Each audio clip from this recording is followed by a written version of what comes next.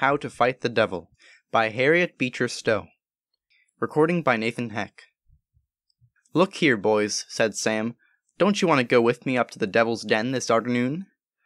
"Where's the Devil's Den?" said I, with a little awe. "Wall, it's a longer tramp than I ever took ye. It's clear up past the pickerel pond and beyond old Skunk John's pasture lot. It's a amazin' good place for raspberries. Shouldn't wonder if we get 2-3 quarts there. Great rocks there, higher on your head, kinder solemn 'tis." This was a delightful and seductive account, and we arranged for a walk that very afternoon. In almost every New England village, the personality of Satan has been acknowledged by calling by his name some particular rock or cave, or other natural object whose singularity would seem to suggest a more than mortal occupancy. The Devil's Punch Bowl, the Devil's Wash Bowl, the Devil's Kettle, the Devil's Pulpit, and the Devil's Den have been designations that marked places or objects of some striking natural peculiarity. Often these are found in the midst of the most beautiful and romantic scenery, and the sinister name seems to have no effect in lessening its attractions. To me, the very idea of going to the Devil's Den was full of a pleasing horror. When a boy, I always lived in the shadowy edge of that line which divides spirit land from mortal life, and it was my delight to walk among its half-lights and shadows. The old graveyard where, side by side, mouldered the remains of Indian sachems and the ancients of English blood, was my favorite haunt. I loved to sit on the graves while the evening mists arose from them, and to fancy cloudy forms waving and beckoning. To me this spirit land was my only refuge from the dry details of a hard prosaic life.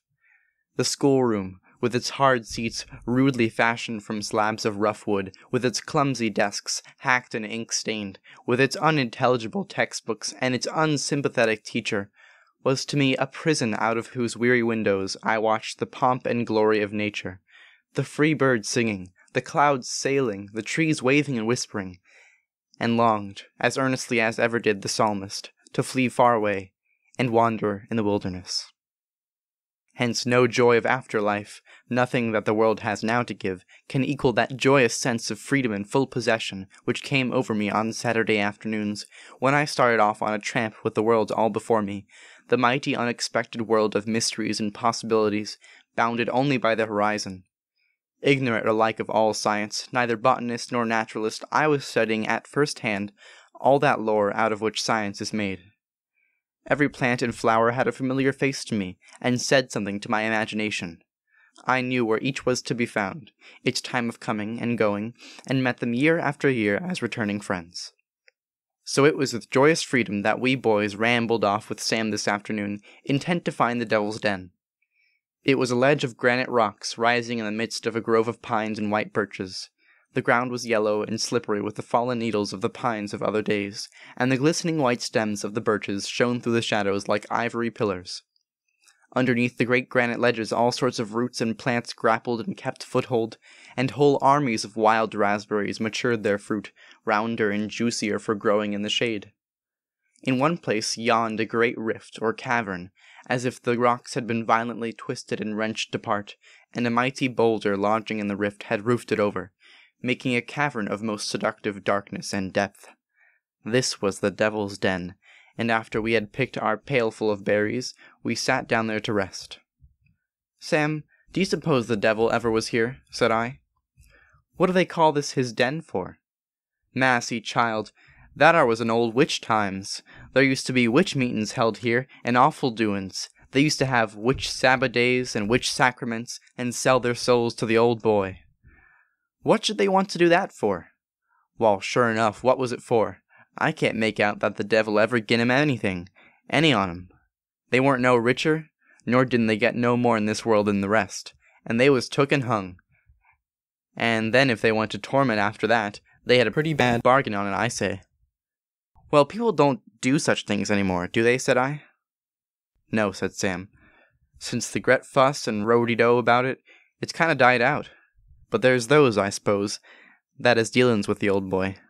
Folks do say that old Ketchery was a witch, and that, if it had been in old times, she'd have had her neck stretched. But she lived and died in peace." "But do you think," said I, now proposing the question that lay nearest my heart, "that the devil can hurt us?" "That depends considerable on how you take him," said Sam. "You see, come to a straight out-and-out fight with him, he'll get the better on you. But, said I, Christian did fight Apollyon, and got him down, too. I had no more doubt in those days that this was an historic fact than I had of the existence of Romulus and Remus and the wolf. Well, that weren't just like real things. They says that is an allegory. But I'll tell ye how old Sarah Buganuck fit the devil, when he peered to her. You see, old Sarah, she was one of the converted Injuns, and a good old critter she was, too. Worked hard and got her living honest. She made baskets, and she made brooms, and she used to pick young wintergreen and tie it up in bunches, and dig sassafras and ginseng to make beer, and she got her a little bit of land right alongside of old Black Hoss John's white birch woodlot.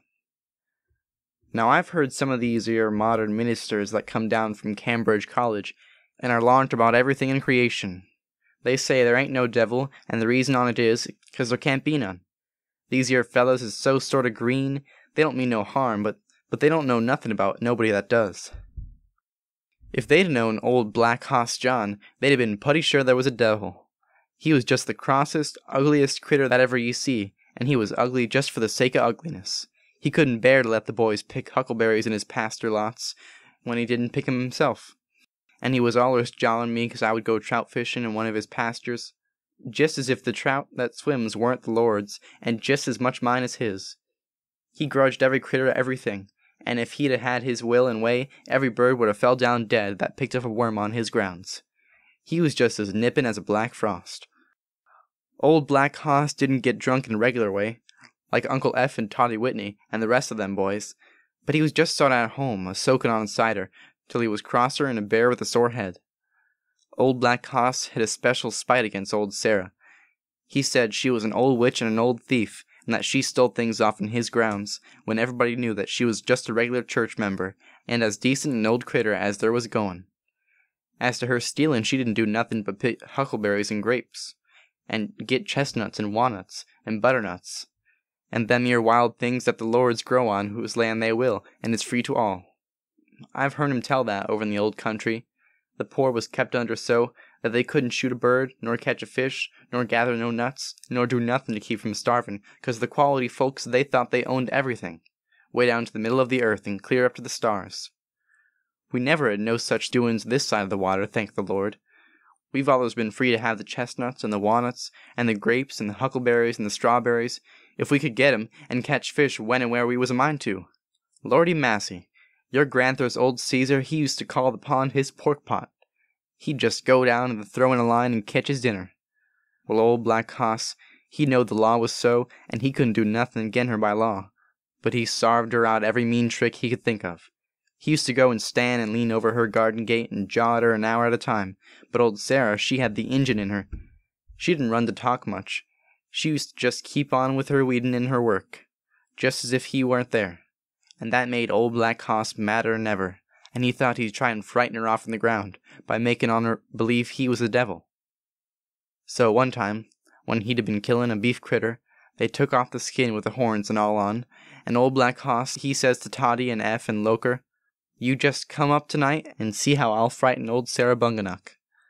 While Toddy and F and Loker, they had no better to do, and they thought they'd just go round and see. You see, 'twas a moonlit night, and the old Sarah, she was an industrious critter.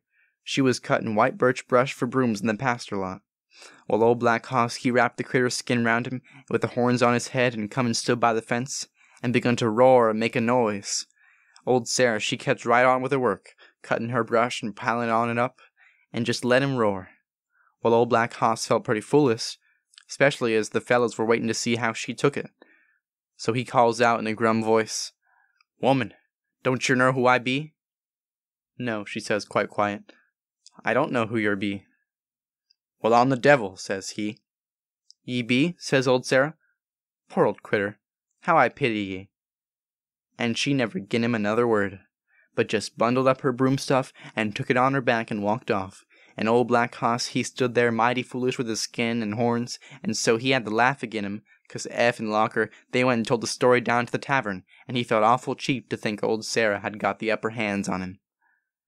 Well, you see, boys, that 'ere's just the way to fight the devil. Just keep straight on with what you're doing, and don't ye mind him, and he can't do nothing to ye. End of How to Fight the Devil by Harriet Beecher Stowe.